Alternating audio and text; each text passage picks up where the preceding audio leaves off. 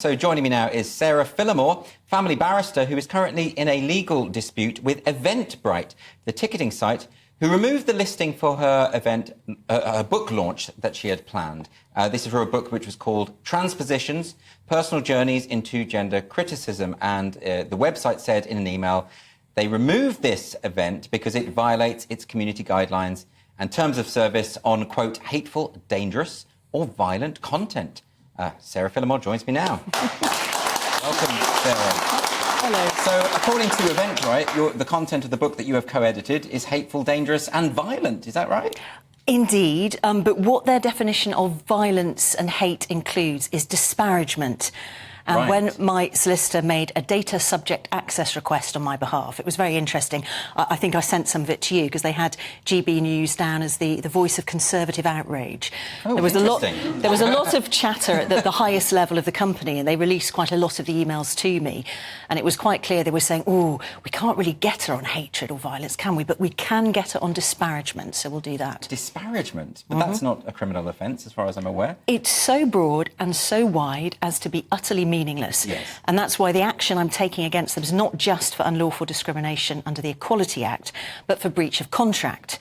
Because we're saying this should be dealt with under UK law. This term is so wide, it's void for uncertainty. So let's just take us back to what happened. So you've co-edited this book, and this is a book about various experiences of gender-critical views, that sort of idea. The launch is arranged. It sells out, largely through Eventbrite, I should imagine. And then they write to you. What did they do? Or did they just take it off the site? What happened? Well, I launched the event. No one really cared. I'd sold about 10 tickets. Then I did a tweet announcing the speakers, and one of them was Graham Linehan.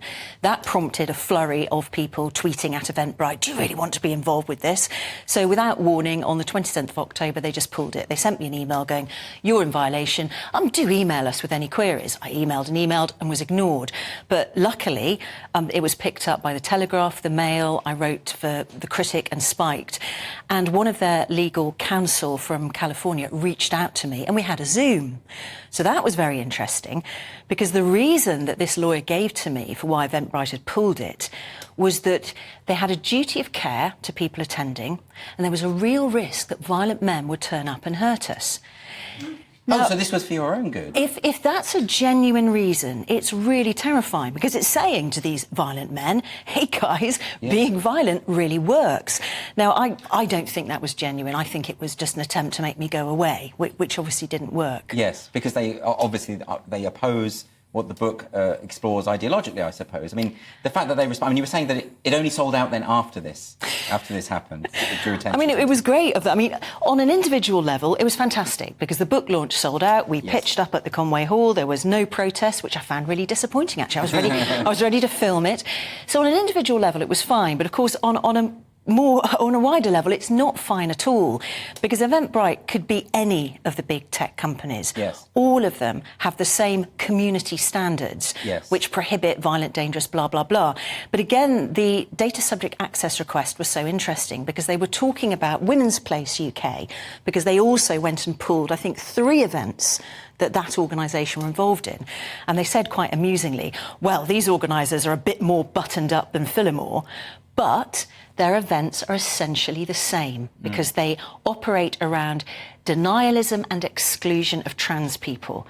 And I think that's such an interesting message for those of us who are gender critical. It doesn't matter what we do, what we say, whether we're affiliated with the left or the right wing, we will be tarred with the same brush as violent extremist bigots. And there's a broader problem here, isn't there? Is that insofar as what business is it of this company, whether they happen to agree with you or not? Why should that even be relevant? Well, this is why I'm saying this is such a big thing. It's not just my little book launch, which was great fun. 70 people turned up. We all had a chat and a laugh.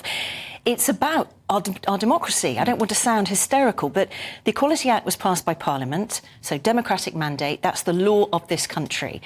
Eventbrite are now saying to me that they're not bound by the laws of the UK at all.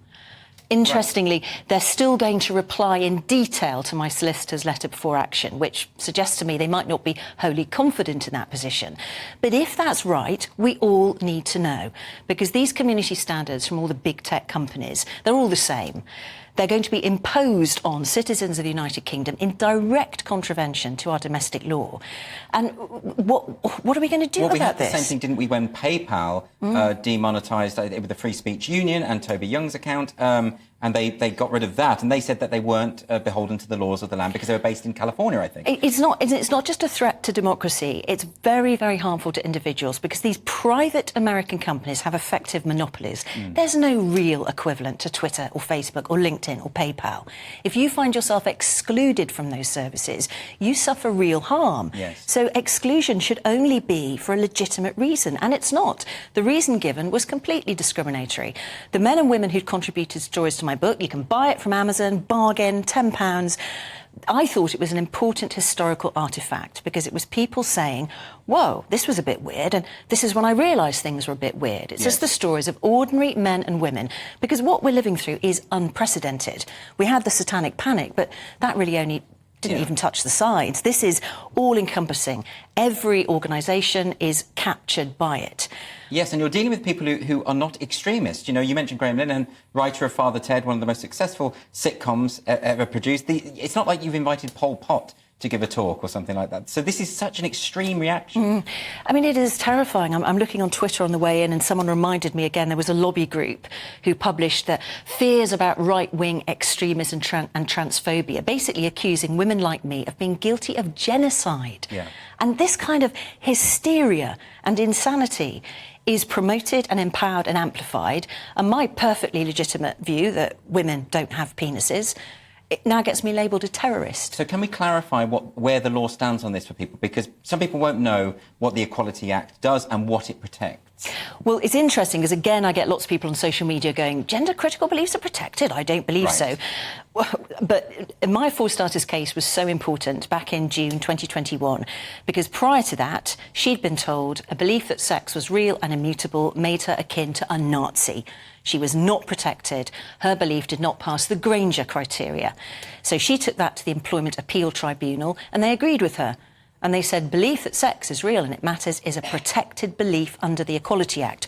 So under Section 29, you may not, as a service provider, deny a service to an individual on the basis of that they hold a protected belief. Well, that's really important. I mean, for one thing, people might balk at this because they might think, well, the belief that there are men and women, that's just a matter of fact, isn't it? But leaving that aside, it is now the case from what you're saying, since the For Starter case, if someone were to fire someone for believing that there are men and women, you are now protected by law. Yeah, it's frustrating beyond belief that a biological fact now has to be reframed as a philosophical belief, but I'm afraid that's what we're stuck with. Okay. But thankfully, the Equality Act does protect that. So, yeah, just as someone can't say, well, you're gay, you're sacked, you're black, you're sacked, they can't say, you think women don't have penises, you're sacked. We are protected. OK, so that's good to know that that protection is in place. Yeah. But then this case will test, I suppose, whether or not this applies to corporations that are based overseas and in terms of the provision of goods and services, I suppose. Andrew, we really need to know, because so much of our lives now depend on these American companies and the services they provide. If they really can operate, making a profit off UK citizens while ignoring UK law, we need to know. Yes. Because I think that has profound implications for our democracy. And if, for instance, Eventbrite would have said, well, we don't want to hold an event by someone who's gay, and we're going to pull it because of that, would that be legal? Well, according to American law, they may have different protections. The problem is women who believe that sex is real, it matters, don't appear to be protected under American law at all. So that might be slightly different. I'm not an American lawyer, so I don't know. But we go back to the fundamental point. They're operating here, making a profit here. Are they bound by our laws or not? So if you pursue this case and it turns out that Eventbrite win because they're not bound to the law of this land in terms of their policy, what do we do after that? Well, we need to start talking. Our politicians need to wake up. There needs to be serious discussion at the highest level. What is this saying about the laws our Parliament have passed?